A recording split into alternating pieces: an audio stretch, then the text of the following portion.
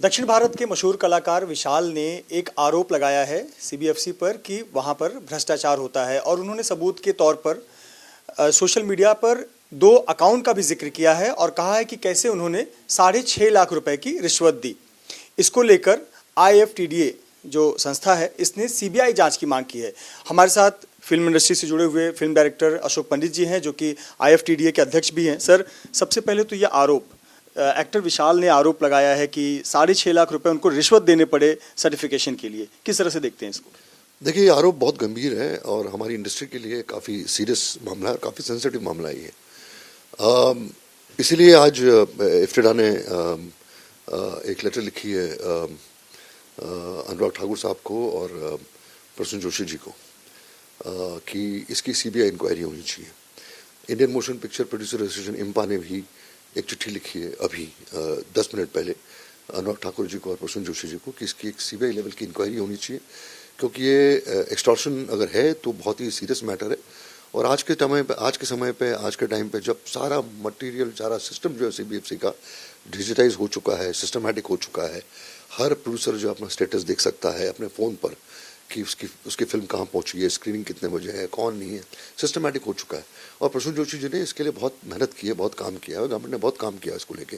तो पहले हुआ करता था जब आपकी फिल्म पहले दिखा दें उसके लिए पैसे लिया करते थे, करप्शन पहले होता था बहुत, लेकिन वो ख़त्म हो चुका था। दूसरी बात, जो आप 2 नाम विशाल ने जो डील किए कि इस पर पैसे ट्रांसफ़र किए, को 3 लाख, दूसरे को 3.5 लाख रुपया, तो ये जो 2 नाम हैं ये सीबीएफसी के ऑफिशियल्स नहीं है, ये मैंने पता लगाया। अब वो इन्वॉल्व हो सकते हैं, नहीं हो सकते हैं, इसलिए हम ये चाहते हैं कि इसमें कोई भी किसी भी चीज़ की मुरफ़्फ़त नहीं छोड़नी चाहिए, क्योंकि बहुत ही सीरियस मैटर है। इसलिए टॉप लेवल पे इंक्वायरी करने के लिए, क्योंकि पहले भी जब हुआ था बहुत साल पहले तो सीबीआई इंक्वायरी हुई थी और उसमें करप्शन के चार्जेस जो सीईओ थे उसके आगे लगे थे, वो सस्पेंड भी हो गए थे, वो ट्रांसफ़र भी हो गए थे। तो सीबीआई लेवल की इंक्वायरी इसलिए इंपॉर्टेंट है because it's a very serious matter, और जहाँ पर पूरी फिल्म इंडस्ट्री हो जाती है इसमें इन्वॉल्व। और इसका अगर ये सच है, सत्य है, कोई इसमें इन्वॉल्व है सीबीएफसी का कोई एम्प्लॉई, तो ये डेंजरस इसलिए है क्योंकि जो रीजनल सिनेमा हमारा है, जो भोजपुरी सिनेमा है, जो मराठी सिनेमा है, जो गुजराती सिनेमा है, जो रीजनल सिनेमा जो बहुत ही कम बजट में फिल्में बनाते हैं, उनके लिए जब पिक्चर बनाकर रिलीज करना जो है एक प्रोड्यूसर के लिए बहुत बड़ी बात होती है, बहुत ही खर्चा होता है, बहुत लोग तो कर्जे ले लेकर फिल्में बनाते हैं।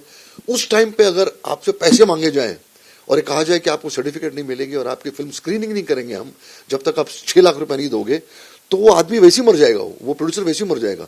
तो इसलिए बहुत ज़रूरी है, अगर ये हुआ है और ये सिस्टम है सीबीएफसी में या कोई बदमाशी कर रहा है, उसके अगेंस्ट सीरियस एक्शन लेना बहुत ज़रूरी है, नहीं तो ये आदत हो जाएगी लोगों की और इंडस्ट्री जो है सफ़र करेगी। अशोक सर, आमतौर पर ऐसे जब भी आरोप लगते हैं भ्रष्टाचार के, किसी ने रिश्वत मांगे, कोई टॉप का व्यक्ति सामने कभी नहीं आता। साउथ के बहुत बड़ा नाम है विशाल, अगर उसने ये बात लिखी है तो कहीं ना कहीं इसमें गंभीरता नजर आती है, और विथ प्रूफ बैंक के ट्रांजैक्शन जो भी है, बैंक का डिटेल भी दिया हुआ है। देखिए, मैं ये नहीं कह रहा हूँ कि वो विक्टिम नहीं है। पहली बात तो ये है कि आपने पैसे दिए हैं सर्टिफिकेट के लिए, आपको नहीं देने चाहिए थे। आपने फिल्म को दिखाने के लिए पैसे दिए हैं, तो जो बंदा पैसे देता है करप्शन को इनकरेज करने के लिए, तो कहीं ना कहीं सवाल उस पर भी उठता है। पहली बात, आपने पैसे दिए ही क्यों? आपको प्रसून जोशी को फ़ोन करना चाहिए था, सिस्टम है पूरा, आपको सीईओ को फ़ोन करना चाहिए था कि मुझसे पैसे मांगे जा रहे हैं। अब ये बात समझ में आती है क्योंकि आप प्रेशराइज होते हो, आपकी फिल्म रिलीज होती है, तो आप बहुत सारी चीज़ें कॉम्प्रोमाइज़ करते हो लाइफ में। ये 2 आदमी जिसको आपने पैसे दिए हैं, कौन है ये लोग? अब बताइए ना, कौन है ये लोग, किसने आपको इनके बैंक अकाउंट दिए हुए हैं? सो एंटायर डिटेल्स मैं ये कह रहा हूँ, जब इंक्वायरी होगी तो विशाल बोलेगा ना कि भैया ये 2 आदमी है जिसके अकाउंट नंबर दिए, मेरे को फलाने एजेंट ने दिए हैं, ये फलाने ऑफिसर ने मुझे कहा कि ये 2 अकाउंट जो है इसमें नाम डालिए। क्योंकि अगर ऑफिसर इन्वॉल्व होगा तो अपना अकाउंट तो देगा नहीं, हो किसी न किसी को सामने खड़ा करेगा ना। करप्शन तो ऐसे ही होता है, कोई उसके होंगे एजेंट्स।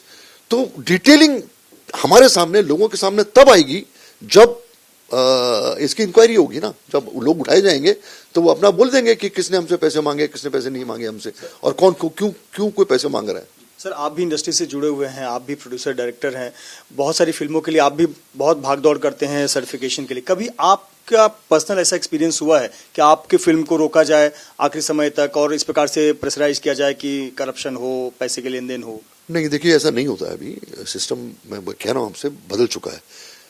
अगर सपोज किसी प्रोड्यूसर की फिल्म डिले हो रही है, नहीं देखी जा रही है, काफ़ी टाइम लग रहा है, तो प्रोड्यूसर इम्पा में अप्रोच करता है और इम्पा तुरंत जो है वो सेंसर बोर्ड में लेटर लिखती है, उनको इन्फॉर्म करती है कि वाई दिस प्रोड्यूसर की फिल्म अब तक देखी क्यों नहीं गई है, आप डिले क्यों कर रहे हो, तो इमीडिएटली उस पर एक्शन हो जाता है। सिस्टम में अगर आगे पीछे कुछ हो रहा है और आप जानबूझ के अगर उसको डिले कर रहे हो फिल्म को, तो फिर हमारी एसोसिएशन से जो इसके अगेंस्ट एक्ट करती हैं, फिर टॉप लेवल पे फोन करती है। तो रेमेडीज बहुत हैं। अगर आपको तंग किया जा रहा है और आपको लगता है कि 20 दिन हो गए, 25 दिन हो गए, मेरी फिल्म नहीं देखी जा रही है या मुझे सेंसर सर्टिफिकेट नहीं दिया जा रहा है, मुझे तंग किया जा रहा है, तो यहाँ पर ऑर्गेनाइजेशन है जो इमीडिएटली एक्शन लेती हैं। तो वो टाइम जा चुका है अभी कि आप अपनी फिल्म को डिले कर रहे हैं, आप पैसा मांग रहे हैं, वो कर रहे हैं, क्योंकि शेड्यूल जो है आपकी फिल्म का, सपोज मैंने अभी फिल्म ऑनलाइन सबमिट की है, 10 मिनट के बाद वो फिल्म कहाँ पहुंची है, आपकी स्क्रीनिंग कौन सी डेट को है, कौन आपके मेंबर्स आपकी फिल्म देख रहे हैं, क्या है क्या नहीं है, वो आपके फोन पे आ जाता है। तो आप उसको मॉनिटर कर रहे हो। मैं एज अ प्रोड्यूसर मॉनिटर करता हूं कि मेरी फिल्म किस स्टेटस पे, किस स्टेज पे अभी है। तो जमाना जा चुका है जब फाइलें घुमा करती थी, अब फाइलें नहीं घूमती, अब पूरा इमीडिएटली वो लाइनअप हो जाता है। तो ये बहुत ही rarest of the rare cases है जहां पर ये हुआ है।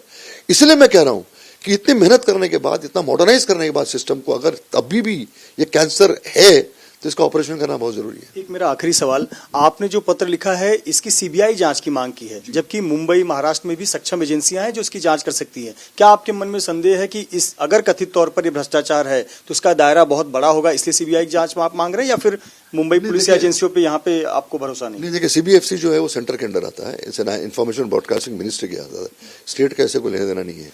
तो इसलिए हमने कहा कि सीबीआई इंक्वायरी होनी चाहिए, और स्टेट करता है तो उसमें हमको कोई प्रॉब्लम नहीं है, बिकॉज सीबीआई पिछली बार भी हुआ था जब करप्शन, तो सीबीआई ने इंक्वायरी की थी।